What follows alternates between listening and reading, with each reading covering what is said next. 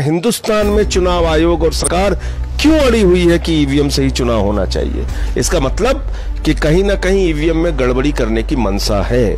इतनी बड़ी democratic country के अंदर अगर ईवीएम के ऊपर सवाल उठ रहा है, अगर ईवीएम में गड़बड़ियां पाई जा रही हैं, तो बैलेट पेपर से चुनाव क्यों नहीं कराया जा रहा है। दुनिया के तमाम विकसित देशों ने ईवीएम को अस्वीकार कर दिया। उन्होंने कहा हमारे यहाँ ईवीएम की जरूरत नहीं है, हम बैलेट पेपर से चुनाव कराएंगे। अगर उस लड़के के आरोप के ऊपर आप जाएंगे तो उसने तो यह भी कहा है कि गोपीनाथ मुंडे का मर्डर इसी वजह से हुआ क्योंकि उनको ईवीएम हैकिंग के बारे में जानकारी थी। तो गोपीनाथ मुंडे जी का मर्डर किसने कराया? ऐसे तो फिर बहुत सारे सवाल खड़े होंगे। आज दुनिया के तमाम देशों का उदाहरण आप ले लीजिए, चाहे वो अमेरिका हो, चाहे वो ब्रिटेन हो, चाहे वो जापान हो, चाहे वो जर्मनी हो, दुनिया के तमाम विकसित देशों ने ईवीएम को अस्वीकार कर दिया।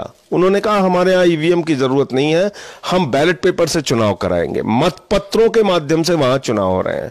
और जर्मनी जैसे देश में ईवीएम को अनकॉन्स्टिट्यूशनल घोषित कर दिया, कोर्ट ने असंवैधानिक घोषित कर दिया।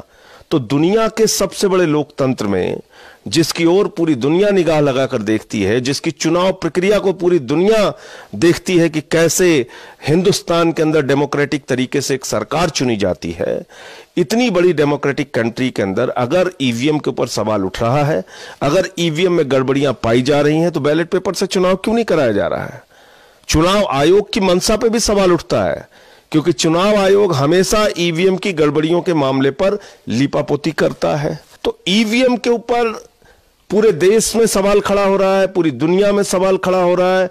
जो देश ईवीएम से चुनाव कराते थे, उन्होंने अपनी मतदान की प्रक्रिया बदल दी, वहां पर ईवीएम की जगह बैलेट पेपर आ गया। हिंदुस्तान में चुनाव आयोग और सरकार क्यों अड़ी हुई है कि ईवीएम से ही चुनाव होना चाहिए। इसका मतलब कि कहीं ना कहीं ईवीएम में गड़बड़ी करने की मंशा है। तो आज सभी पॉलिटिकल पार्टीज को मिलकर चुनाव आयोग से कहना चाहिए कि अगर आप ईवीएम से चुनाव कराएंगे तो हम चुनाव में हिस्सा नहीं लेंगे। और इसके लिए पहल कांग्रेस को करनी होगी। अगर कांग्रेस और दूसरी पार्टियां इस प्रकार का पहल करती हैं तो निश्चित रूप से आम आदमी पार्टी भी इसका स्वागत करेगी। बैलेट पेपर से चुनाव कराया जाए। और भाजपा क्या कह रहे हैं, कल से कह रहे हैं साहब हार के डर से ईवीएम पे सवाल खड़ा किया जा रहा है।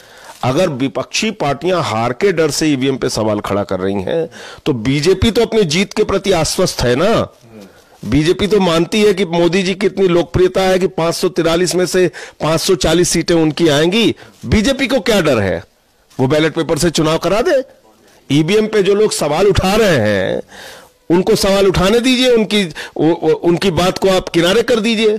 आप तो लोकप्रिय है ना। तो अगर आज ईवीएम पे सवाल संदेह खड़ा हो रहा है तो भारतीय जनता पार्टी को बैलेट पेपर से चुनाव कराने की में दिक्कत क्या है। उनकी तो 543 में 540 सीट वैसे ही आ रही है। मोदी जी की इतनी लोकप्रियता है, बैलेट पेपर से चुनाव कराइए, दूध का दूध पानी का पानी हो जाएगा। क्योंकि हमने एक डिमांड और की थी बीच में चुनाव आयोग से। हमने कहा था भाई अगर वीवीपैट से चुनाव हो रहा है तो आप 25% पर्चियों का ईवीएम के साथ परिणाम के साथ मिलान करा लीजिए। उसके लिए भी चुनाव आयोग तैयार नहीं। तो ईवीएम आज सवालों के घेरे में है। ईवीएम के ऊपर आज प्रश्न चिन्ह लगा हुआ है।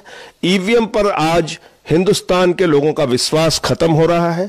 और दुनिया के सबसे बड़े लोकतांत्रिक देश में अगर चुनावी प्रक्रिया पे सवाल खड़ा हो रहा है तो निश्चित रूप से चुनाव आयोग और सरकार को इसके बारे में सोचना चाहिए और ईवीएम की जिद छोड़ के बैलेट पेपर से चुनाव कराना चाहिए। ईवीएम में गड़बड़ियां देश भर में पाई गई, उसके मामले सामने आए हैं या नहीं आए हैं, नंबर एक।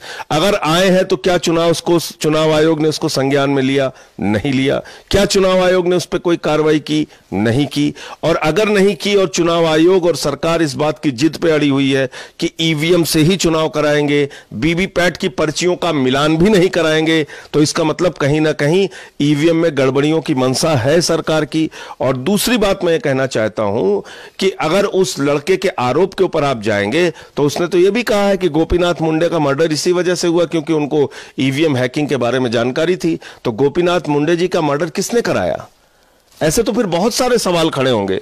रविशंकर प्रसाद जी कांग्रेस पे खड़ा करेंगे, फिर जो उस लड़के का बयान आया उसके आधार पे बहुत सारी बातें खड़ी होंगी। कौन जांच करेगा इसकी? अब वक्त नहीं है। अब तो यह है कि आप बैलेट पेपर से 2019 का चुनाव कराइए। Press the bell icon on the YouTube app and never miss another update.